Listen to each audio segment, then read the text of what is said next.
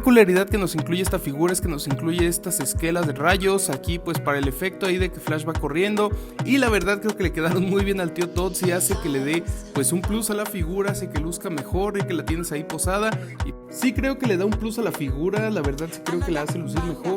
Y pues estos accesorios también vienen con una función de engrane que hace que pues este rayito de la espalda se lo puedas acomodar para que pues lo puedas ajustar a pues ahora sí que la dirección en la que lo necesites.